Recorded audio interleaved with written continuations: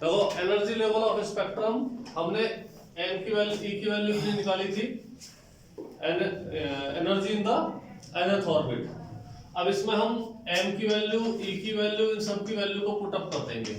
-1/8 m की value for 9.1 into 10 की power -31, e की वैल्यू 1.6 into 10 की पावर -19 का whole cube upon epsilon naught की वैल्यू 8.854 into 10 की पावर -12 का whole square, n square as it is 6.6 into 10 की पावर -34 का होल स्क्वायर। और देखो इसको हम थोड़ा सा आगे और बढ़ाएंगे, ये जूल में आएगा। अगर हम इसमें 1.6 into 10 की पावर -19 से डिवाइड कर दें तो ये किसमें बदल जाएगी, टोटल एनर्जी इलेक्ट्रॉन वोल्ट में। अब ये सारी एनर्जी जो सॉल्व करके आएगी, ये आएगी -13.6 upon n square electron volt. Sir वो 4 आएगा ऊपर e की पावर में, सॉरी e की पावर, ठीक है। ये कितना आएगा 13.6 into 10 13.6 upon n square electron volt. इतनी हमारी एनर्जी किसकी होती है, nth ऑर्बिट के अंदर। अब अगर हम यहाँ पर n की वैल्यू 1 रख दें तो n की वैल्यू 1 रखने पर उसकी एनर्जी कितनी हो जाएगी 13.6 इलेक्ट्रॉन वोल्ट। लेकिन अगर n की वैल्यू 2 रख दी जाए तो -13.6 अपॉन 4 इलेक्ट्रॉन वोल्ट। कितना हो गया ये 4 3 जा 0.44 जा कितना इलेक्ट्रॉन वोल्ट। n की वैल्यू अगर हम 3 रख दें तो E3 कितना हो जाएगा -/9 electron volt, that is 54 electron volt. n की वैल्यू को अगर हम 4 रख दें तो E4 कितना हो जाएगा upon 16 electron volt, this is 0.8 approximately, है ना। n की वैल्यू 5 रख दें तो E5 कितना हो जाएगा 13.6 upon 25 electron volt, 0.54 electron volt. And dot dot करके n की वैल्यू अगर हम इंफिनिटी रख दें तो E इंफिनिटी कितना हो जाएगा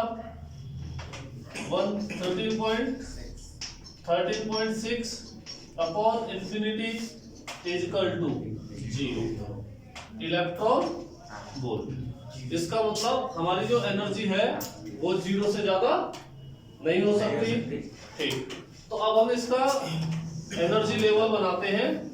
ये हमारा एनर्जी का लेवल है, माइनस का आएगा ना, सर ये माइनस में कर दो। सब माइनस के, सभी माइनस के, ऑल दीज आर माइनस। सबके आगे माइनस लगा है, ये सब नेगेटिव आएंगे, सिर्फ 0 पॉजिटिव आएगा, ठीक। अब देखो पहला n इक्वल टू तो ये हो गया, n इक्वल टू तो ये पहले ऑर्बिट हो गई जिसको हम ग्राउंड स्टेट बोलते हैं। इसके पास कितनी एनर्जी है -13.6 इलेक्ट्रॉन वोल्ट। दूसरी ऑर्बिट कहां मिलेगी, आंसर है पहली और दूसरी दोनों के एनर्जी लेवल के डिफरेंस पर। दोनों का एनर्जी लेवल का डिफरेंस कितना हुआ 10.2। तो यहां से जब हम गिनते जाएंगे ऐसे करके तो यहां कहीं जाके 10.2 आएगा, तो ये वाला लेवल कितना हो जाएगा -3.4 और ये हमारा n इक्वल टू 2 आएगा, ठीक है। अब थर्ड की बात करते हैं। थर्ड कहाँ आएगा, इन दोनों के डिफरेंस पर।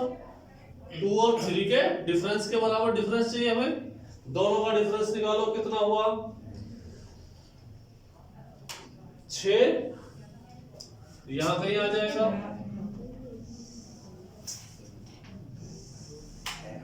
n equal to 3।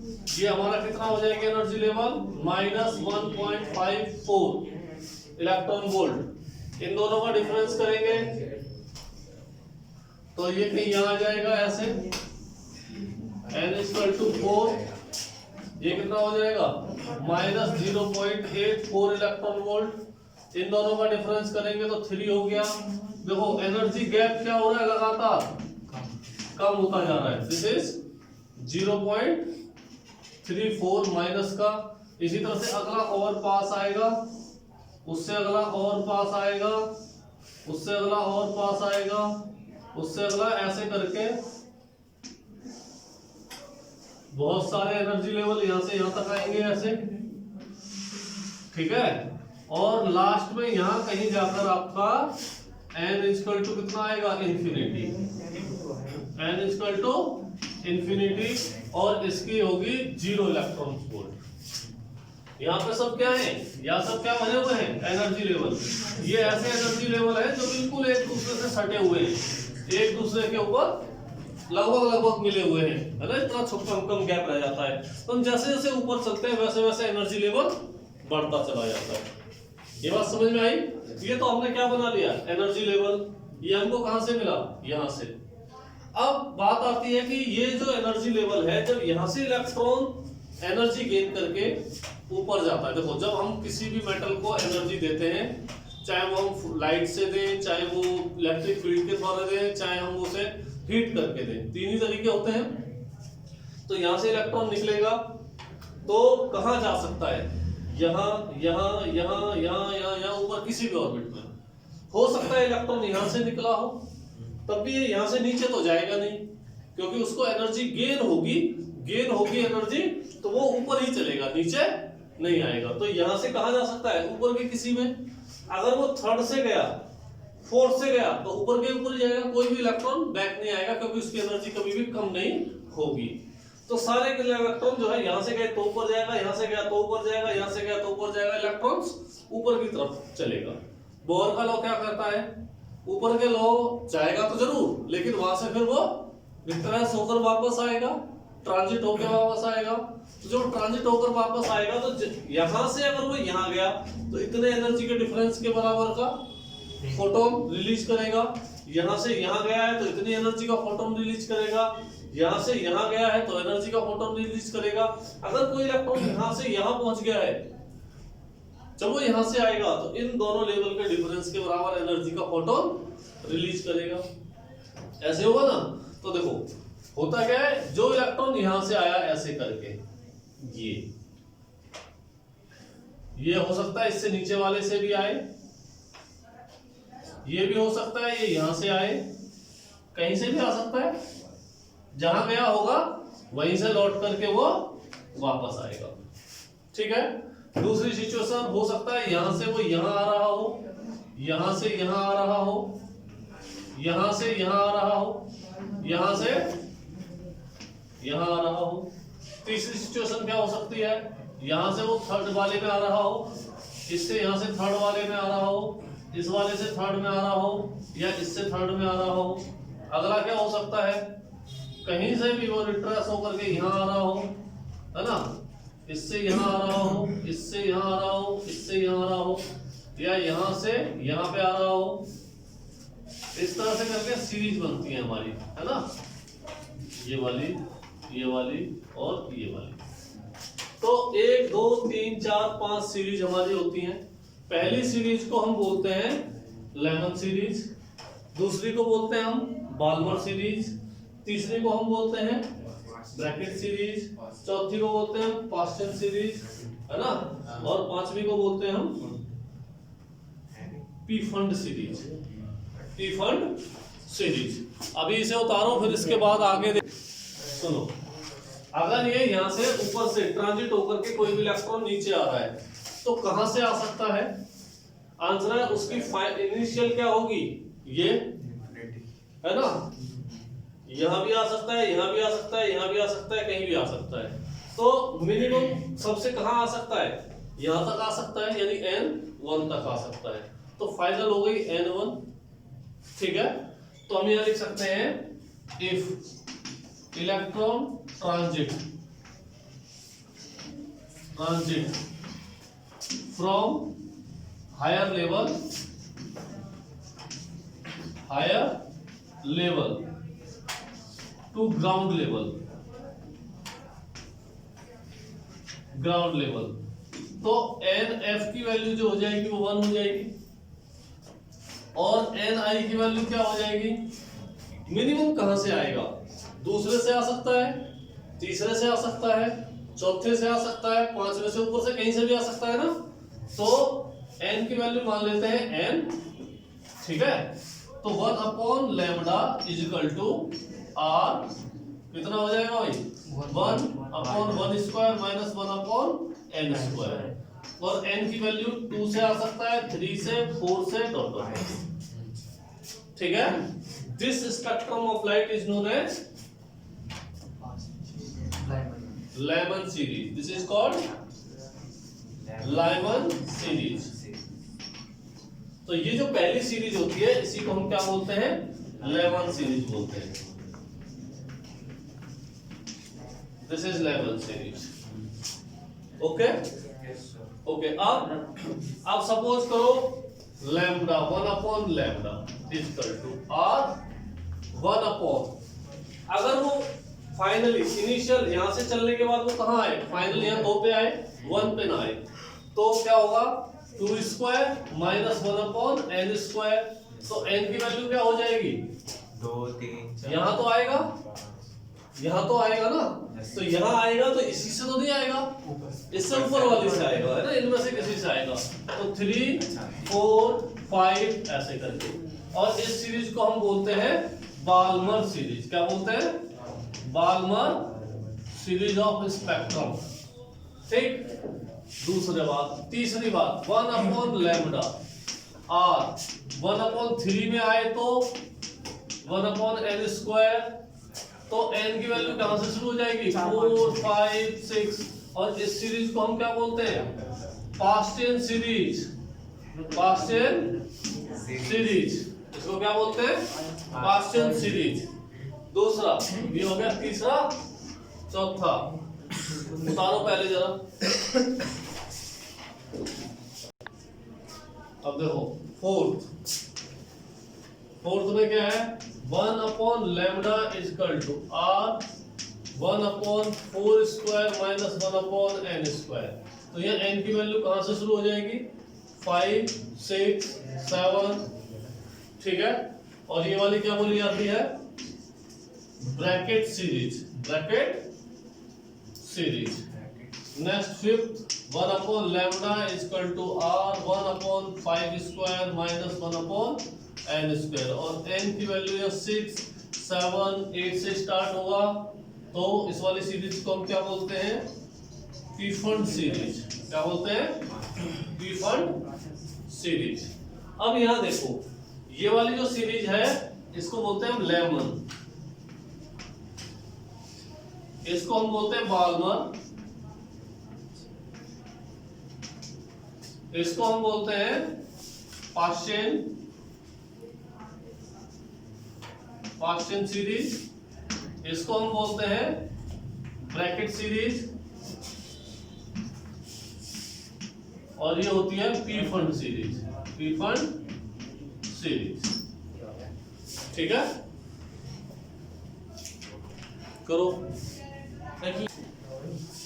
देखो, the various line in a atomic, the various line in atomic spectra, the various line in the atomic spectra are produced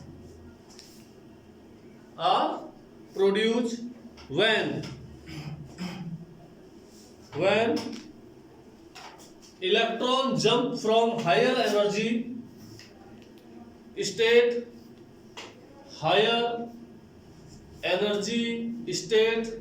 to lower energy state,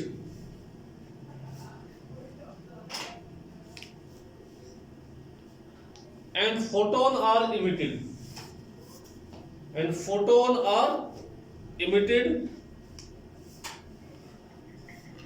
These spectra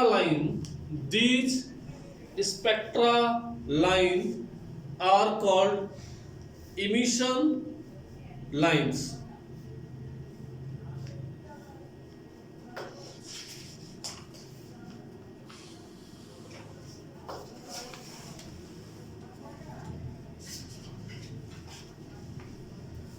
नीचे की line से लिखना, नीचे की line से लिखना, when atom absorb photon, when absorb photon, when atom absorb photon,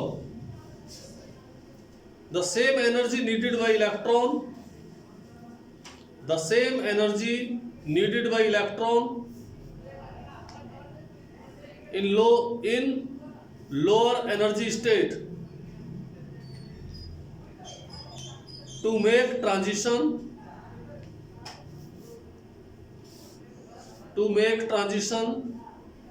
to higher energy state. That process is called absorption. That process is called absorption.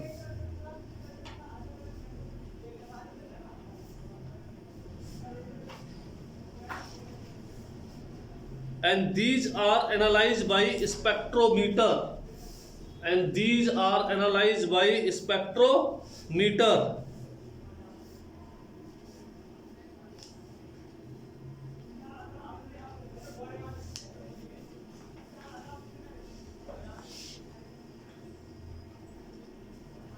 नीचे से लिखो, a series of dark spectra absorption, a series of dark spectra absorption line appear in continuous spectrum. So dark line indicate frequency. So dark line indicate frequency.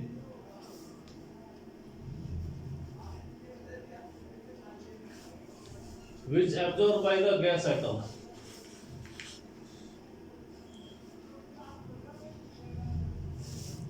इसके बाद हम लिखेंगे, next heading डालेंगे। Sir जी sir समझाते तो। देखो इसने क्या कहा कि जो इलेक्ट्रॉन्स होते हैं, मैं सोच रहा था समझ में आ गया होगा। नहीं, दूसरा वाला पार्ट समझो। दूसरा वाला क्या था? When atom absorb photon the same energy। देखो ये मेटल है, मटेरियल है, ऐसे करके इलेक्ट्रॉन ट्रांजिट होके आया, यहां पर आके गिरा, एब्जॉर्ब कर लिया गया, ठीक है। अब यहां से अगर इसको ट्रांजिट होना है हायर लोअर एनर्जी से हायर एनर्जी पर, तो अगर इसके पास एनर्जी -2 वोल्ट थी, इलेक्ट्रॉन वोल्ट थी, तो इसको यहां से अब ट्रांजिट कराने के लिए कितनी एनर्जी देनी पड़ेगी? 2 इलेक्ट्रॉन वोल्ट की, तभी ये यहां से निकलेगा, ठीक है ना। तो वही सेम एनर्जी उसको क्या करनी पड़ती है? देनी पड़ती है जब वो एब्जॉर्ब हो जाता है। उस केस में ये -2 इलेक्ट्रॉन वोल्ट का आया फोटोन, ये यहाँ गया और एब्जॉर्ब हो गया। अब इसको यहाँ से निकालना है। कैसे निकालोगे? इस आइटम को 2 इलेक्ट्रॉन वोल्ट की एनर्जी दे दो, तो ये सेम एनर्जी गेन करेगा और यहाँ से क्या हो जाएगा? फिर निकल जाएगा, ठीक। अब लिखो deploy explanation of Bohr second postulates. De Broglie explanation of Bohr second postulates. De Broglie explanation of Bohr second postulate, ठीक है। बोर ने क्या कहा? बोर ने कहा कि इलेक्ट्रॉन्स ऑर्बिट में घूमता है ना। जबकि डी ब्रॉय ने क्या कहा कि जब भी इलेक्ट्रॉन चलता है उसके पास वेव नेचर होती है। तो उसने इलेक्ट्रॉन को बोर ने ये कहा था कि उसके पास एंगुलर मोमेंटम होता है L = mvr = NH/2π, इतना उसके पास एंगुलर मोमेंटम होता है। तो उन्होंने डी ब्रॉय ने उन्हीं को वेव थ्योरी से उसको एक्सप्लेन किया। किस तरह से किया? देखो बोर ने कहा कि यहां से कोई इलेक्ट्रॉन चला तो वो ऐसे करके चलेगा, ये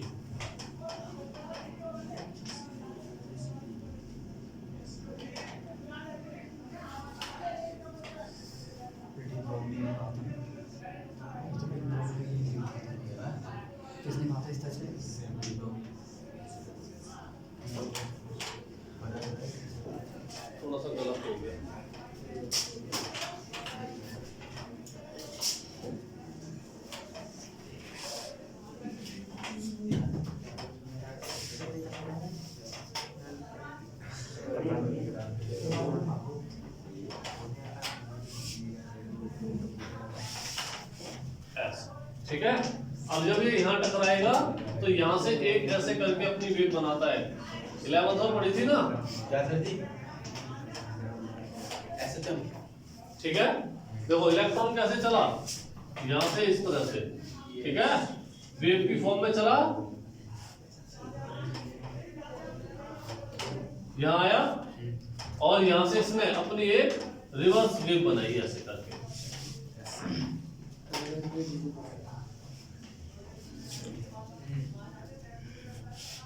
ठीक, ये इसका सेंटर था, ये रेडियस थी r। ठीक, अब आप यहां से देखो, अगर ये यहां से चला तो यहां से यहां तक कितना हो गया, यहां से यहां तक ये लैम्डा। अगर ये यहां तक आया, यहां तक, तो यहां तक कितना हो गया, यहां से 2 लैम्डा, ऐसे आगे 3 लैम्डा, 4 लैम्डा, 5 लैम्डा। ठीक है, तो लिखेंगे व्हेन इलेक्ट्रॉन्स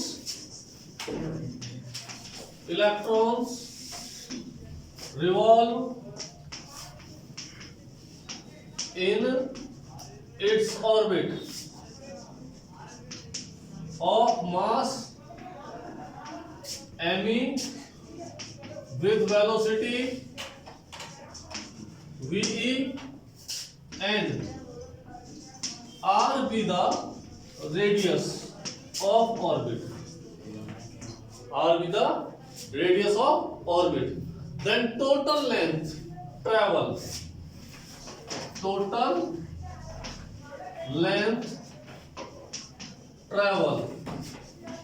by इलेक्ट्रॉन कितनी होगी, 1 lambda, 2 lambda, 3 lambda, 4 lambda, 5 lambda, चलते चलते टोटल कितना हो जाएगा, n लैम्डा। ठीक है, ओके। और ये यहां से लेके यहां तक की डिस्टेंस कितनी होगी, आंसर है 2 pi r equal to n lambda. 2 pi r n, lambda की वैल्यू कितनी होती है, h upon m b। Lambda की वैल्यू कितनी होती है भाई, h upon m b। This is the Bohr, sorry de Broglie wavelength. M B को इधर पहुंचाओ, इस 2 पाई को इधर पहुंचाओ, तो M E V E R equal to N H upon 2 pi. तो ये डिब्रॉय का वो काम था जो उन्होंने इलेक्ट्रॉन को भी क्या बोला कि वो वेवलेंथ, उसकी क्या नाम है, वेव की फॉर्म में चलते हैं। तो बोहर के सेकंड पोस्टुलेट्स को डिब्रॉय ने एक्सप्लेन किया और वेव थ्योरी से एक्सप्लेन किया। ठीक है,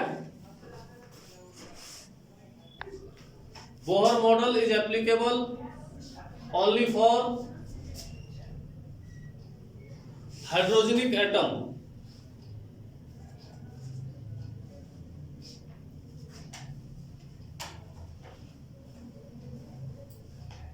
अगला लिखो डिमेरिट में, it can not be extend for other, it cannot be extended for other which have 2 electron or more।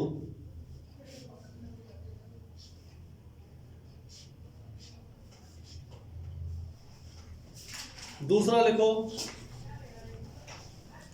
दूसरे में लिखो, Bohr model correctly predict, merit में लिखना है, Bohr model correctly predict the frequency of the light emitted by hydrogenic atom। दूसरा लिखो, demerit में लिखो, model is unable to explain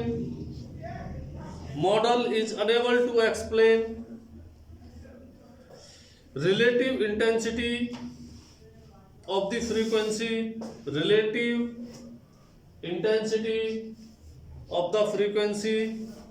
in the spectrum, of the frequency in spectrum।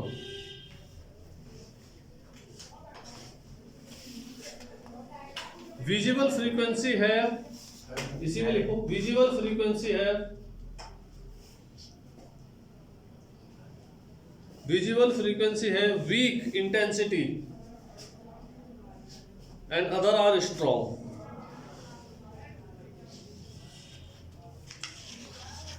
My dear प्यारे बच्चों,